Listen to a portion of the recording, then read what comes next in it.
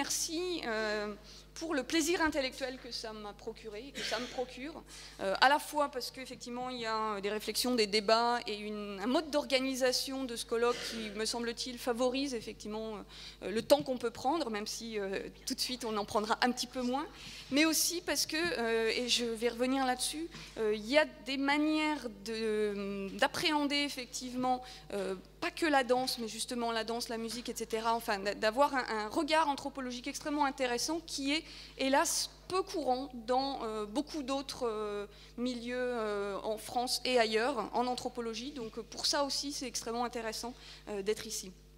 Et je vous en remercie. Alors, pour aller rapidement, je pense que vous avez tous vu, mais je reviendrai simplement une minute sur à la fois la diversité et la complémentarité des trois interventions qu'on a eues en termes de contexte, de genre de musique et de danse, ou de pratique dansée, hein, où on a effectivement, ce matin, Nadine soulignait le fait que c'était peut-être un peu trop afrocentré, même si c'est bon, alors en termes de lieux, il n'y a pas que l'Afrique. Après, on a effectivement en Uruguay quelque chose qui est afro quelque chose. Mais effectivement, en termes de questionnement et de genre dansé, et là je ne parle pas des lieux, on a effectivement des questions de danse contemporaine, et je mets des guillemets, de candomblé, donc quelque chose qui a été du religieux, qui a été sécularisé, qui est en train de se re-religioser éventuellement, si on peut exprimer comme ça. On a des questions de ballets qui ont été nationaux, qui sont maintenant privés, donc ça c'est pour des genres, même si est-ce que ce sont des genres en eux-mêmes? Ça pourrait être une question, on ne va pas rentrer là-dedans, je rentrerai dans les questions de catégorisation que quand il me semble qu'il y a une pertinence à les creuser. Mais on est effectivement face à des contextes, et c'est ça qui devient plus intéressant, des contextes et des thématiques et des problématiques qui, cette fois, rejoignent complètement, effectivement, hein, toutes les choses qui sont travaillées dans ce contexte, dans ce colloque, des questions de formation, de professionnalisation des danseurs, des chorégraphes dans ce cas-là. L'idée, effectivement, de création chorégraphique, on va le revoir, je vais reprendre là, entre individuel, collectif, c'est plus compliqué que ça, hein, on n'est pas dans l'un ou l'autre. La question de création d'un répertoire à partir de la réappropriation d'un autre répertoire, je pense notamment à ce qu'a fait Eleni, et on est en fait là dans quelque chose qui est déjà une étape suivante par rapport à une étape précédente de construction, puisque ce qui n'a peut-être pas été clair pour celles et ceux qui ne connaissent pas le contexte de l'Afrique de l'Ouest, mais le ballet, les répertoires utilisés dans les ballets nationaux sont éminemment le produit d'une construction précédente, hein, et donc c'est extrêmement intéressant de voir une autre étape dans l'étape de construction et de transformation de la danse, et je vais revenir là-dessus aussi. Donc on a effectivement, à travers simplement ces trois interventions, une possibilité de balayer un spectre extrêmement large de ce que, des choses, entre guillemets, et je vais revenir là-dessus, que peut donner à voir l'étude de la danse comme objet anthropologique. Donc prendre la danse comme un point d'entrée pour aller voir autre chose. Et c'est vraiment ce qu'on a eu ce matin. Donc, d'abord, un point, effectivement, en termes de méthodologie adoptée, il me semble que ces interventions mettent extrêmement bien en évidence ce qui a déjà été en partie évoqué précédemment, notamment sur la question de suivre les parcours, suivre les trajectoires individuelles et explorer les différentes facettes au niveau micro, au niveau méso, au niveau macro.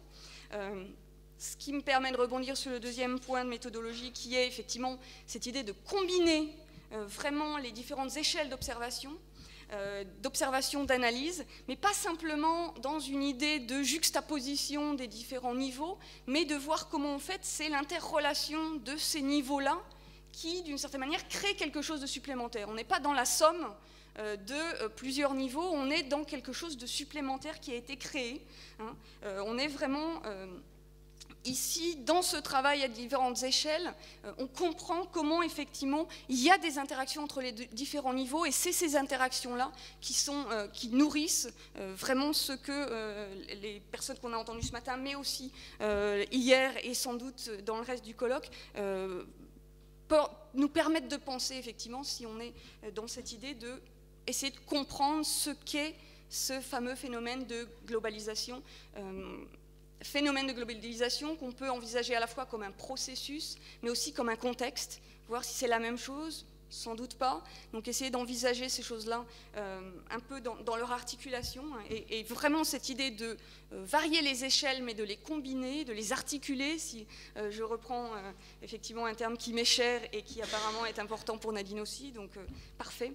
Donc ça, c'est 2 points de méthodologie, donc parcours, échelle, et évidemment le 3e point qui me semble central et qu'on a vu de manière assez claire ici, et qui est peu encore, donc là j'ai à la fois la casquette de chercheuse et la casquette de militante d'un point de vue de la recherche, qui est de, si on veut travailler, et il y a un intérêt très net à travailler en anthropologie sur la danse, mais si on veut faire ce travail-là correctement, avec tous les outils nécessaires, il faut effectivement, on a une obligation d'articuler 2 analyses d'une certaine manière, de les tisser ensemble pour aller peut-être plus loin encore que la métaphore d'articulation, à la fois une analyse effectivement extrêmement fine, extrêmement profonde de la matière dansée elle-même. Et la matière dansée elle-même, ça va passer par du geste, ça va passer par du mouvement. Je ne reviens pas sur la différence entre geste et mouvement, mais c'est notamment l'analyse formelle de Rudolf Laban qui fait la distinction entre les deux.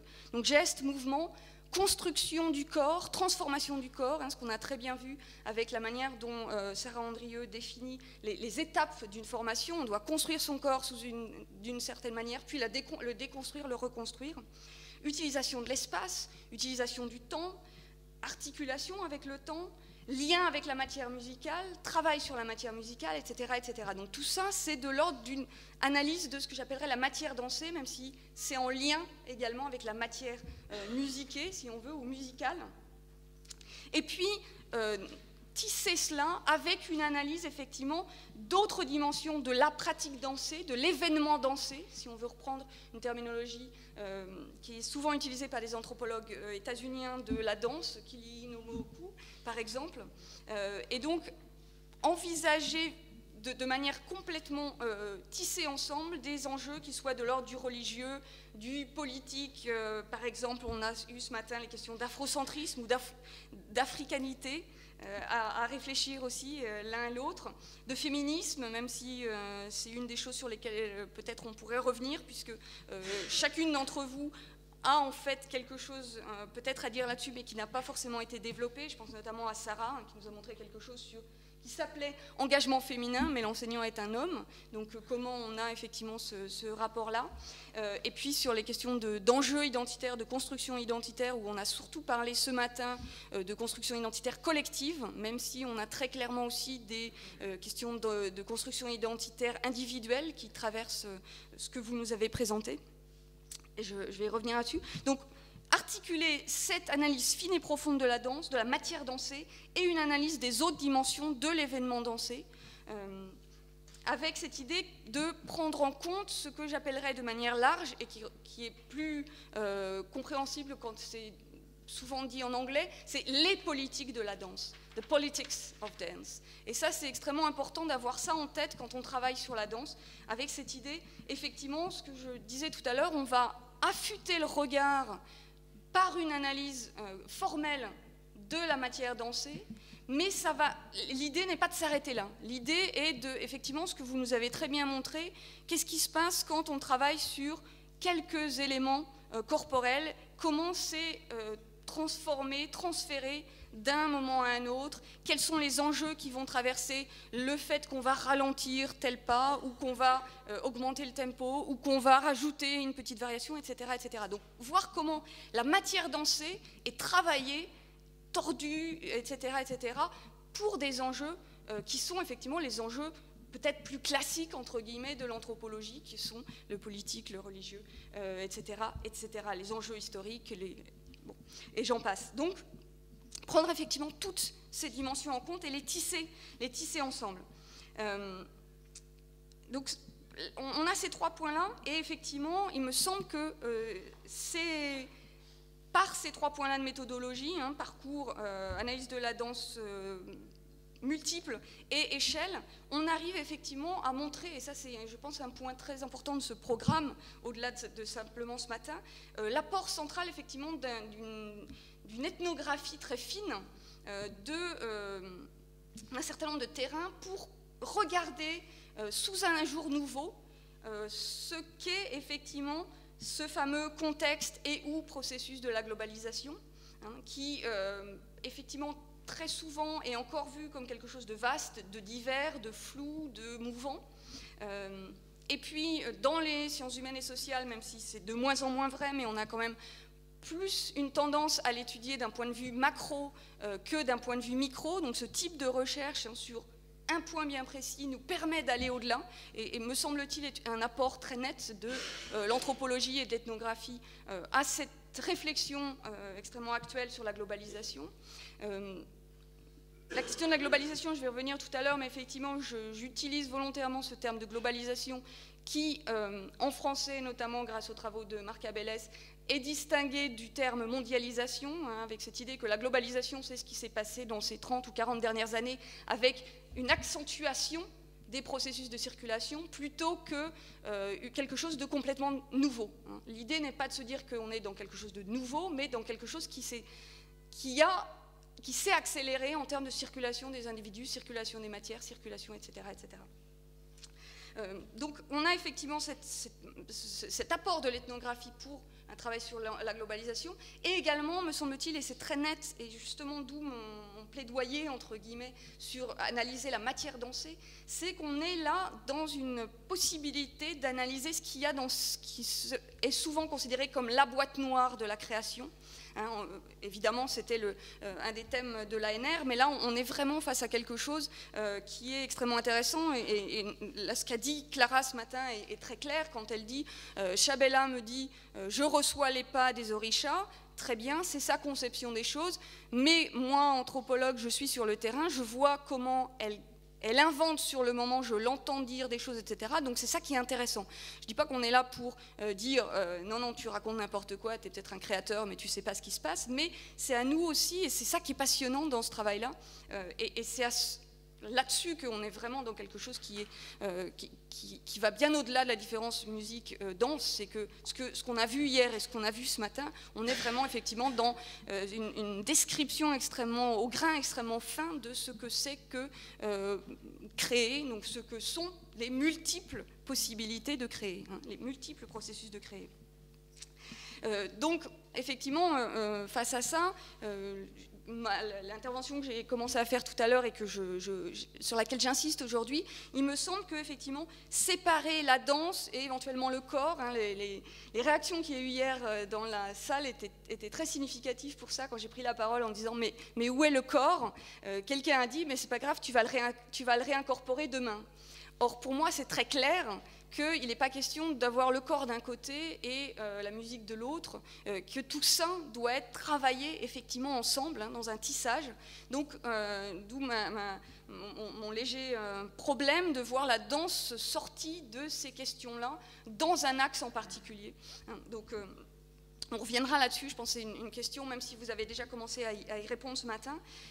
Effectivement, hein, c'est, me semble-t-il, quelque chose qui donne un flou et qui singularise quelque chose qui ne devrait pas l'être. Évidemment, intellectuellement parlant, analytiquement parlant, il est nécessaire de regarder les choses sous les angles de la musique, sous les angles de la danse, mais de la même manière que dans la musique, quelqu'un va nous dire mais travailler sur les harmonies, c'est pas du tout la même chose que travailler sur les rythmes, etc., etc. Donc on peut aller, hein, dans du raffinement comme ça. Et en même temps, il est effectivement nécessaire de réfléchir aussi à ce que sont là où les plutôt spécificités de la danse par rapport à d'autres pratiques corporelles, d'autres pratiques expressives, avait écrit Clara Biermann, elle ne l'a pas utilisé ce matin, donc c'est une question aussi, qu'est-ce qu'elle entendait par cette terminologie des pratiques expressives, à moins qu'elle l'ait complètement abandonnée. Donc effectivement, essayer de réfléchir aussi aux spécificités de la danse par rapport à la musique, dans ce cas-là, comment la danse semble être peut-être, mais peut-être que c'est mon prisme à moi, encore plus facilement mobilisé, instrumentalisé, justement pour des enjeux de toutes sortes. Hein. Est-ce qu'il y a quelque chose dans la matière dansée? Donc ça, c'est une des choses qui est extrêmement intéressante. Et ne pas en faire ce que j'appelais un objet flottant décontextualisé en l'isolant dans un petit axe. Bien, donc je vais arrêter sur ce point-là. C'est absolument pas pour vous jeter la pierre, mais simplement, je pense, dans la réflexion, c'est beaucoup plus riche de penser ces choses-là. Et on va le voir, les questions que je vais maintenant pointer, les thématiques qui me semblent intéressantes dans ces interventions-là, sont, je pourrais presque de manière, oui, tout le temps, dire danse/musique ou matière dansée / matière musicale. Donc, le premier point sur lequel je voudrais revenir, c'est la manière dont je trouve c'est extrêmement intéressant. On voit comment on passe ici, me semble-t-il, d'un dualisme, d'une opposition entre individuel d'un côté et collectif de l'autre, à une articulation des deux. Je crois que le cas que nous a montré Clara autour de Chabela est extrêmement intéressant. La manière dont, effectivement, cette succession d'échelles permet la réorganisation de cette articulation individuelle-collective, hein, puisque elle dit à la fois non, je ne suis pas chorégraphe, mais les autres disent oui, elle est chorégraphe, et dans la pratique, on est dans quelque chose où elle est individualisée, elle fait des choses bien précises. Donc, il me semble que là, on est. Alors, vous avez plusieurs fois utilisé effectivement la distinction que fait Nathalie Henich entre, d'un côté, le régime de communauté et d'autre part, le régime de singularité dans la création artistique. Je pense que ça nous permet de réfléchir jusqu'à un certain point, mais qu'il faut dépasser d'une certaine manière cette opposition-là, puisque sinon on arrive dans un paradoxe qui est extrêmement important ici. Donc peut-être se décaler au-delà de ça, même si c'est parlant et pertinent, hein, mais peut-être, alors là c'est à questionner, est-ce que finalement elle est extrêmement influencée par le modèle européen de la réflexion sur l'art. Donc est-ce qu'il y a quelque chose qui est là trop eurocentré et centré? Je ne sais pas, je ne suis pas sûre. Il ne faut pas non plus avoir le côté, il y a l'Europe d'un côté et le reste du monde de l'autre. Donc à voir. Mais en tout cas, je pense que c'est peut-être intéressant de mélanger ces choses-là. Et puis ce qui est intéressant, là, toujours dans l'exemple de Chabela, c'est qu'on est effectivement face à quelque chose où on a un individu qui fait quelque chose d'individuel, mais dans un processus de réappropriation identitaire interne à un groupe, qui est lui-même ensuite endossé par l'État, qui est lui-même endossé par l'UNESCO. Donc on est vraiment dans une articulation des échelles où on voit effectivement cette combinaison entre l'individuel et le communautaire ou le collectif. Et puis il me semble que cette question-là de la réarticulation entre individuel et collectif, elle touche à la dimension juridique, hein, qui était un autre point qui a été beaucoup adressé ce matin et puis hier. Et ça repose, me semble-t-il, la question des droits d'auteur, là aussi, en essayant de décaler peut-être un peu le regard. C'est-à-dire que finalement, on est, et je pense notamment ce que nous a présenté Elini est passionnant là-dessus, c'est-à-dire que la question n'est pas posée de la même manière. C'est-à-dire que nous, on arrive en se disant, ben, il y a les droits d'auteur en France, etc. Donc comment ça se passe les droits d'auteur là-bas? Et elle nous dit, ben, en fait, tout le processus, il est en termes de vol, de don, d'échange, de vente, d'emprunt. Et puis, il y a des choses qu'on a le droit de faire, il y a des choses qu'on n'a pas le droit de faire. Il y a des conflits, effectivement, puisque les normes ne sont pas fixées. Mais on est dans un autre système de normes sur les droits, la paternité, la propriété, etc. Donc, ça nous permet peut-être de réfléchir autrement à ces questions d'un mode de fonctionnement sur les droits, sur la propriété, etc.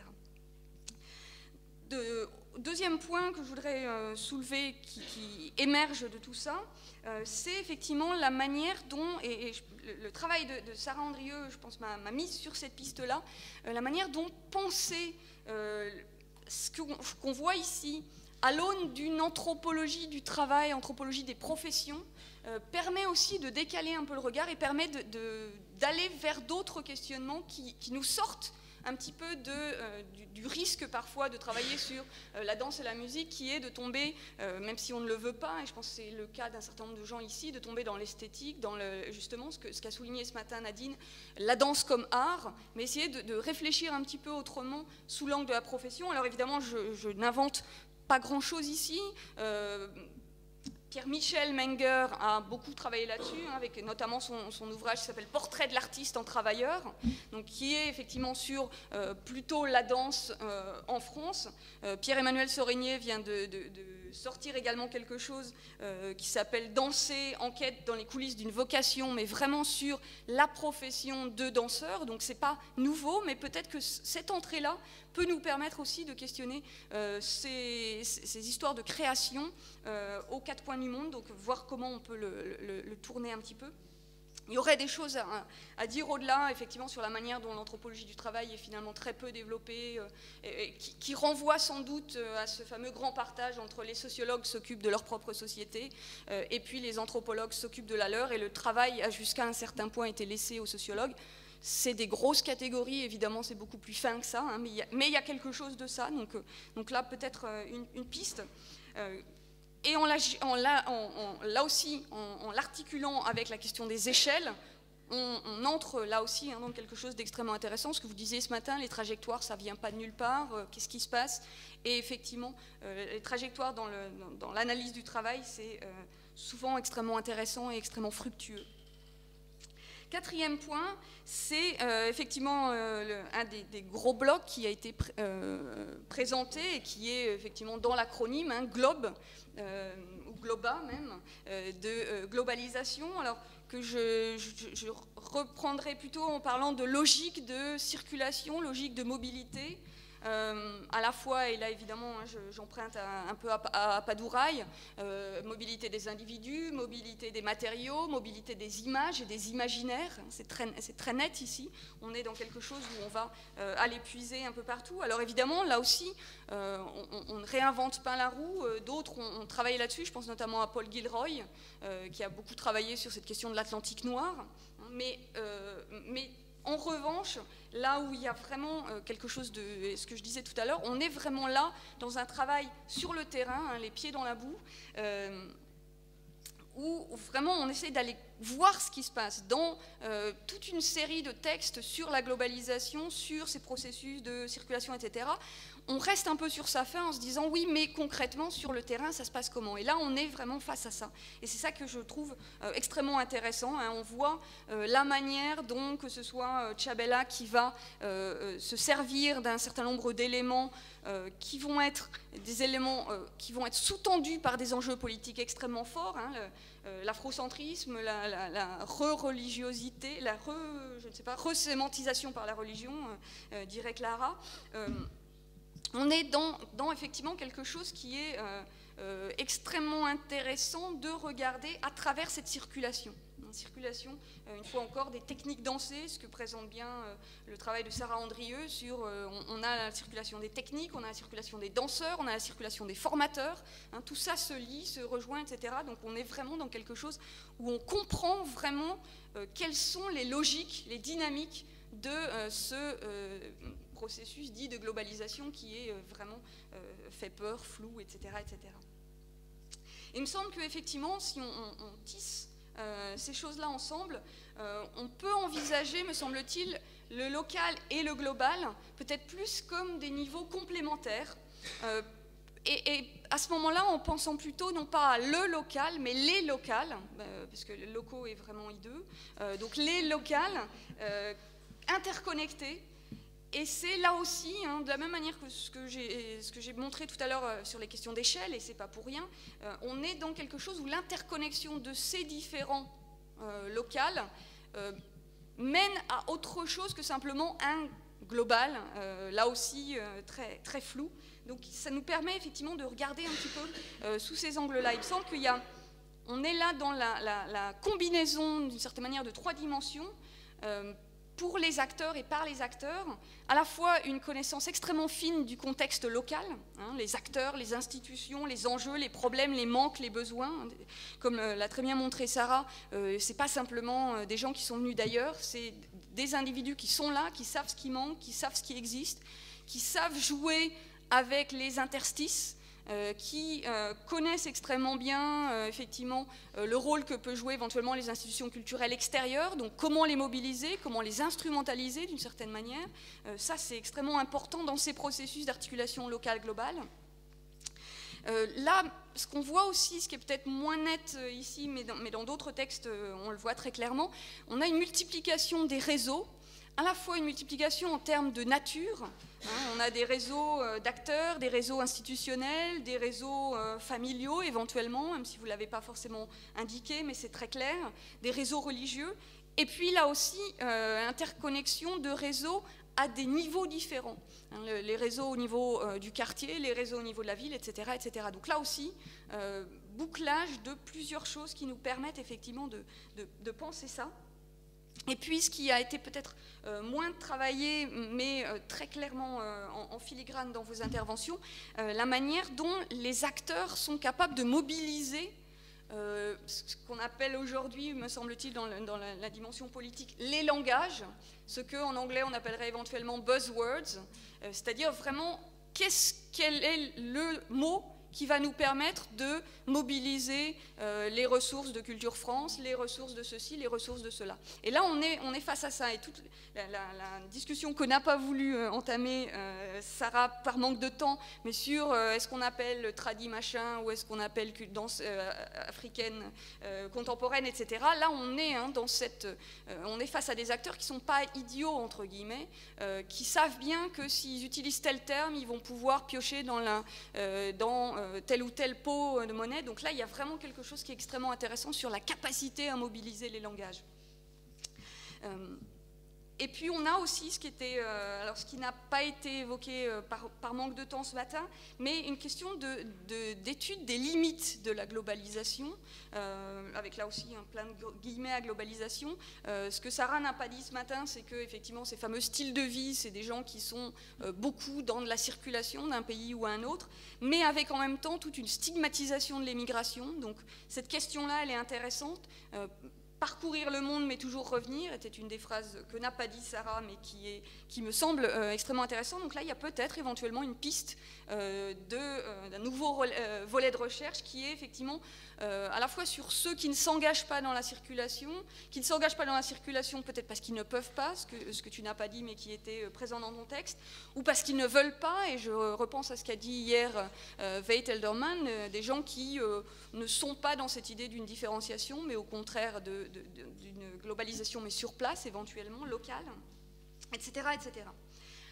Je terminerai par un point qui me semble là aussi extrêmement important, c'est, et je citerai un titre de Jean Pouillon qui date déjà d'il y a 1977, donc c'est pas nouveau, et qui s'appelle, et son article qui dit « Plus c'est la même chose, plus ça change ». Et je pense que là, on est face à ça, c'est quelque chose qui est extrêmement important.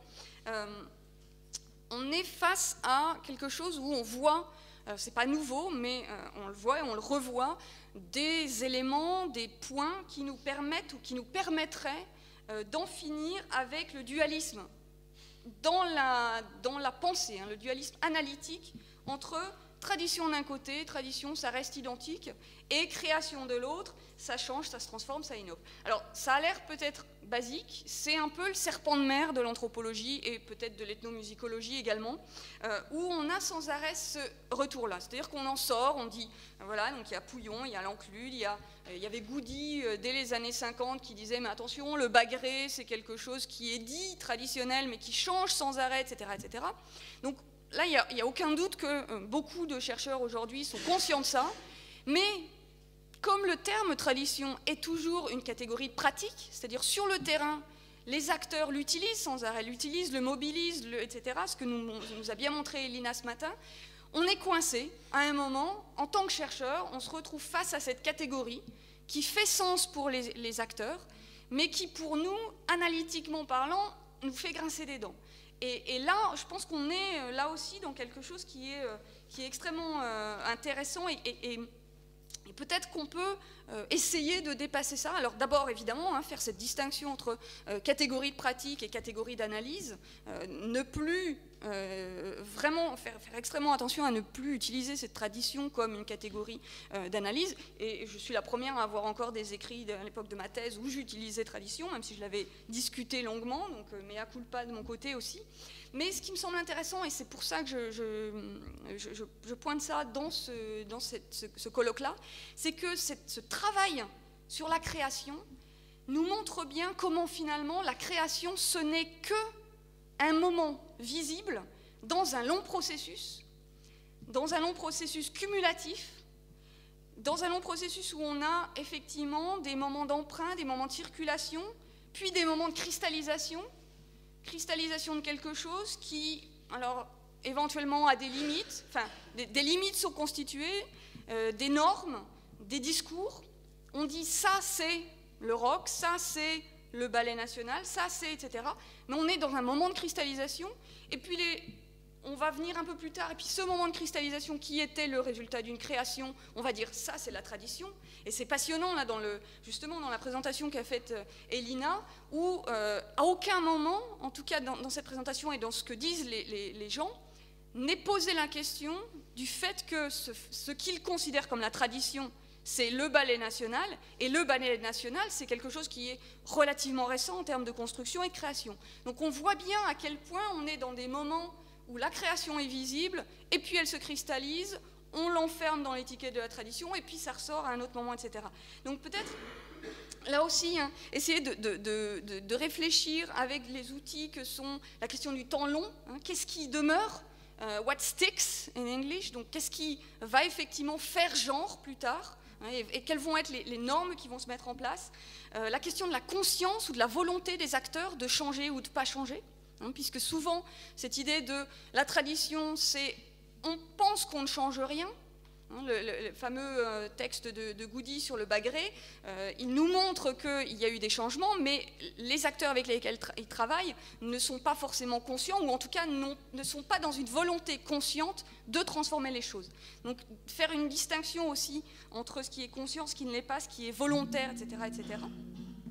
Et il me semble que, du coup, on peut décaler un tout petit peu la question, et hier, on en discutait avec Nadine, on grinçait un petit peu des dents quand la question était autour de qu'est-ce qui est nouveau. Peut-être que ce qui est nouveau, c'est pas tant, effectivement, hein, la nouveauté de la globalisation, mais essayer de regarder ce qui est nouveau en termes de manière d'envisager des processus humains.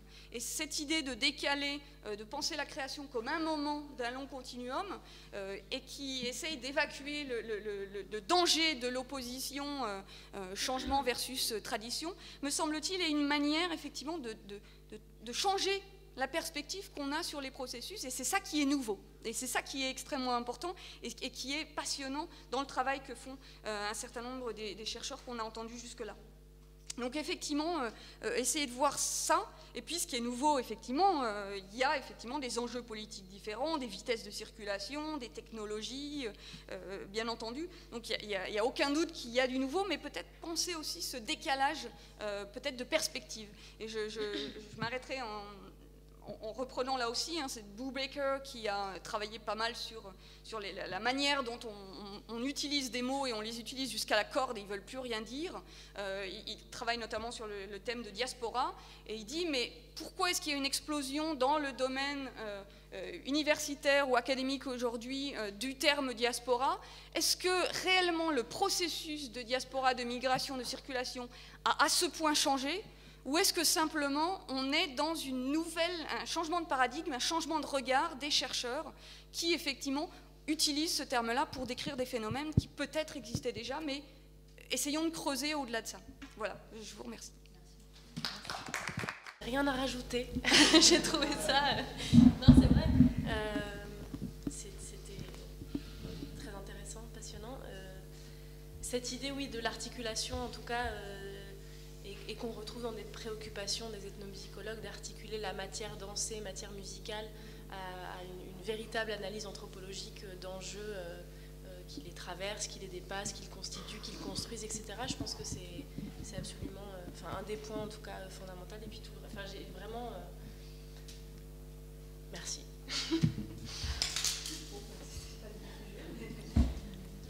Non, merci. Moi aussi, merci beaucoup Marie-Pierre. Je pense que tu as été très claire, et puis c'est compliqué pour nous de digérer si rapidement.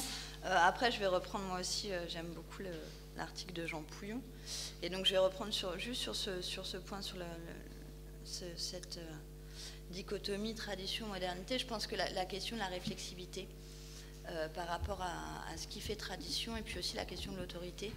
Et là, on le voit avec Chavela, sur qui a autorité pour dire ça c'est traditionnel. Donc il y a un temps où l'État avait autorité dans le cadre du ballet, où l'État avait autorité pour dire on va mettre sur scène la vraie tradition malienne, la tradition malienne. On voit qu'à l'heure actuelle, en tout cas au niveau du Burkina Faso, l'État n'a plus forcément autorité pour énoncer la tradition, et certains danseurs vont se tourner justement vers des formes de tradition traditionnelle, ils vont appeler ça tradition traditionnelle, pas en opposition à une tradition instrumentalisée par le politique. Donc tu as raison, là on a des acteurs qui ne sont pas bêtes. Enfin, non, mais les acteurs n'ont jamais été bêtes, mais en tout cas il y a une forme de réflexivité qui est de plus en plus poussée sur certains terrains en tout cas, et cette question de la tradition, elle est particulièrement elle alimente beaucoup de discours, de mise en mots, de mise à l'écrit aussi, et donc plus c'est la même chose, plus ça change, mais là on a une dynamique qui est peut-être un peu nouvelle.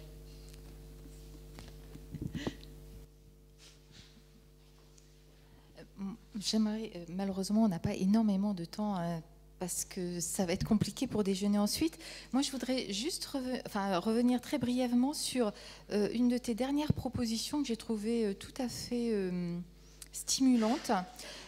Quand tu proposes d'envisager la création comme moment d'un processus entre une sorte de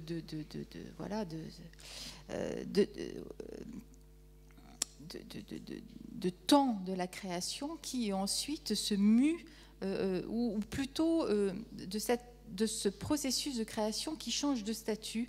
Et je trouve ça intéressant à penser parce que, au fond, la création, on n'invente rien en le disant. Évidemment que les pratiques ont toujours été construites par quelqu'un ou par des groupes. Voilà, elles ne tombent pas du ciel. Même s'il y a un discours pour dire qu'elles tombent du ciel. Mais ensuite, il me semble qu'il y a tout un processus de mise en statut, de légitimation et d'inscription dans différents types de temporalité.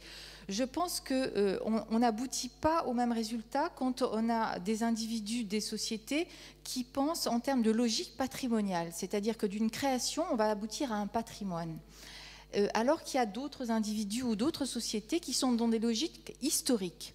Et à ce moment-là, une création, elle s'inscrit comme moment d'une histoire en cours, à la fois dans une histoire d'un lieu, dans une histoire sociale, dans une histoire politique, mais aussi dans une histoire qui institue l'objet comme objet autonome dans l'histoire d'un genre, qui soit musical ou chorégraphique. Et là, on est quand même dans de logiques temporelles très, très différentes, l'une qui crée du patrimoine, l'autre qui crée de l'histoire. Et notre réflexion aussi, elle est portée là-dessus. Et enfin, il y a aussi, sans tomber dans deux logiques binaires, des logiques de renouvellement incessant, de tubes, d'air à la mode, qui font danser un été ou un hiver, et puis qui sont amenés à être renouvelés. Donc, est-ce qu'on est là dans des logiques de conservation de la musique ? Ou est-ce qu'on est là dans des logiques de renouvellement incessant, voire dans des logiques d'oubli ? Parce qu'on peut très bien faire le choix d'oublier pour créer de nouveau. Donc là, je trouve que c'est des questions forcément qui ont été en filigrane de notre travail, et que là, tu reposes de manière plus saillante, et je pense qu'ils sont tout à fait passionnantes à penser. Merci. J'ai une remarque et une question. Une remarque par rapport à ce que tu viens de dire, Marie-Pierre. Je pense que c'est important, effectivement, de porter le regard et l'écoute sur les points de jonction entre différents niveaux de tradition, de contemporanéité, de modernité, de passé, de présent, de collectif et d'individuel, et de voir ces points de jonction non pas comme des points d'arrivée de diverses influences, mais comme des points de départ. Et là, on se situe déjà comme position analytique dans le schéma de la création. Et moi, je propose beaucoup, en tout cas aux gens de mon équipe, d'utiliser à ce moment-là un concept qu'on appelle le concept de signature. Et la signature permet aux créateurs, finalement, de se positionner par rapport à une tradition, de se positionner par rapport à une contemporanéité, de se positionner par rapport aussi à différents strates de personnes qui jouent dans le même sens que le créateur, donc au niveau social également. Et on peut ensuite le décliner, comme le propose d'ailleurs Antoine Aignon dans La Passion musicale, au niveau social, au niveau temporel et au niveau individuel. Donc, cette signature-là, elle peut être par rapport au social, c'est-à-dire la société, ce qu'elle vit actuellement. Je pense à ce que nous a présenté Elina, qui, pour eux, et ça c'est ma question, finalement, m'a beaucoup étonnée. On a l'impression qu'ils conjuguent le terme contemporain par un déni du patrimoine vivant, au point qu'on va chercher d'ailleurs ce que tu as souligné, on va chercher le ballet national comme étant l'élément de référence et non pas le patrimoine vivant. Et donc, il y a une déconstruction du patrimoine vivant avec une négation ou un déni de la tradition du patrimoine vivant. Et c'est avec ça qu'on conjugue le mot contemporain. Et je me disais, est-ce que c'est propre à la musique? Ou est-ce que cette façon de concevoir le contemporain se retrouve aussi dans d'autres pratiques de l'art? Et s'il y a un discours politique, officiel, autour de ce déni du patrimoine? Je vais avoir un peu du mal à répondre précisément à votre question, mais en tout cas, c'est tout à fait intéressant, effectivement, où on voit que donc, ces troupes privées, essentiellement situées à Bamako, ont pourtant un discours donc pour déterminer les pièces, disant qu'elles vont chercher la tradition. Donc effectivement, d'une part dans ce répertoire du Ballet National, qui est leur premier point d'accès en fait à cet univers de la tradition, mais aussi les directeurs de troupes vont toujours dire je fais des recherches dans les villages, etc., pour trouver matière à faire des nouvelles créations. Donc toujours dans ce rapport-là, je prends la tradition pour en faire de la création. Mais c'est vrai qu'en fait, ils vont très peu, finalement, chercher ce qui se passe, comme vous dites, au niveau du patrimoine vivant. Et c'est vrai que ça, c'est tout à fait intéressant. En plus, après, ce qu'on voit aussi, c'est qu'il y a différentes sources d'inspiration qui créent en fait un écran qui toujours les empêche, en fait, d'aller voir ce qui se passe ailleurs. Par exemple, ils vont aussi se servir des émissions télévisées. Donc au Mali, elles sont très populaires, comme une émission qui s'appelle Terroir, par exemple, qui concerne des répertoires, c'est pareil dans des villages et qui sont en fait recréés, transformés par leur médiatisation, par cette forme de reportage. Mais les musiciens et les danseurs à Bamako vont regarder ces émissions et s'en servir comme étant représentatif, toujours pareil, de la tradition. Et je vois, par exemple, je vais par exemple chez un directeur de troupe, il avait plusieurs cassettes vidéo de ces émissions, et en fait, donc je lui demande de l'émission du mardi dernier, qu'est-ce qui t'a intéressé particulièrement? Et il me dit, là, dans cette danse, il y avait une danse, je ne sais pas où c'était, laissez-nous faux quelque part. Et il y avait un costume, j'ai beaucoup aimé ce costume, je vais l'utiliser dans ma prochaine création. Et ils prennent comme ça vraiment des éléments très ponctuels. Voilà, ça peut être un costume, un type de pas, un rythme qu'ils ont entendu et qu'ils vont réélaborer, et ils vont le resémantiser en disant c'est la tradition, avec tout un autre discours. Et par exemple, malheureusement, j'ai pas encore trouvé la source audiovisuelle d'une part, mais par exemple, ils utilisent aussi comme référent des collectes ethnomusicologiques réalisées par le Musée national du Mali dans les années 90, donc qui remontent aussi un peu, mais ils vont aller puiser ces cassettes-là au lieu de retourner. Et en fait, un directeur de troupe qui par ailleurs est aussi réalisateur, acteur à la télévision malienne, et qui a aussi fait sa propre émission télévisée à une époque sur les danses, consacrée aux danses et aux musiques du Mali. Et il est retourné sur un des lieux visités par l'équipe du Musée national, donc 10 années auparavant. Donc j'ai vu l'enregistrement du Musée national et qui présente donc, dans ce village un rituel, en fait, une danse rituelle autour d'un autel avec tout plein d'éléments, voilà, tout un protocole, des fétiches, des petites statuettes, l'officiant, tout, voilà, et qui présente ça. Donc l'équipe avait fait une enquête ethnographique, etc. Et je vois la version de ce directeur de troupe, donc, qui est donc allé avec sa propre équipe pour son émission dans le même village, et on lui fait la même danse, mais donc par contre, les éléments rituels n'y sont plus du tout. La danse ne se fait plus en cercle autour de l'autel avec tous les petites statuettes, etc., et les officiants, mais autour d'un arbre sur la place. Et ensuite, lui, pour la création qu'il a faite dans sa troupe, il a élaboré toute une histoire que c'est une danse liée pour célébrer la gloire d'un chef qui aurait réussi à chasser des voleurs du village. Enfin, toute une histoire très romanesque qu'il a réinventée. Et donc, voilà, on a une danse, donc c'est tout à fait possible qu'il y ait une danse à la fois qui soit utilisée dans un rituel et le même type de pas en dehors de ce contexte rituel, c'est pas ça la question. Mais c'est que quand je lui dis, mais c'est étonnant parce que dans la version du Musée national, on les voit danser autour de l'hôtel, etc. Et il m'a... Alors, c'est justement cet enregistrement qui lui a donné envie d'aller dans ce village. Et il me dit que non, que c'est sa version de la tradition qui est la bonne, que c'est au Musée national, c'est eux qui ont été mystifiés à l'époque. Enfin, donc chacun a sa version enfin voilà, je ne sais plus où j'en ai en venir, mais c'est que il y a toujours la notion de tradition qui revient, quels que soient en fait les éléments qui sont utilisés. Là, je trouve que votre exemple est tout à fait intéressant parce qu'il y a ça repose la question de l'autorité sur la tradition, qui a autorité sur la tradition. Mais je trouve que ce qui est intéressant aussi au Mali, c'est quand même qu'il y a un jeu fort entre un genre du ballet qui est un genre éminemment urbain et le reste du Mali où c'est la brousse, quoi. Ils sont très centralisateurs. Enfin, il y a une idée de centralité quand même. Il y a des grands pôles urbains au Mali et puis le reste, c'est la brousse, et en gros, on n'y va pas dans la brousse. Mais il faut dire que ce qui est aussi dans les villages ou dans les villes secondaires du Mali, pour avoir travaillé à Djenné, qui est une des villes secondaires du Mali, ce qui est pratiqué dans les mariages, dans les fêtes, etc., les chants qui sont exécutés sont pour la grande majorité issus des répertoires des semaines nationales et culturelles de la jeunesse. Et donc tout ce répertoire qui a été créé à partir de là est rapatrié sur l'hyper-local et considéré localement comme étant la tradition.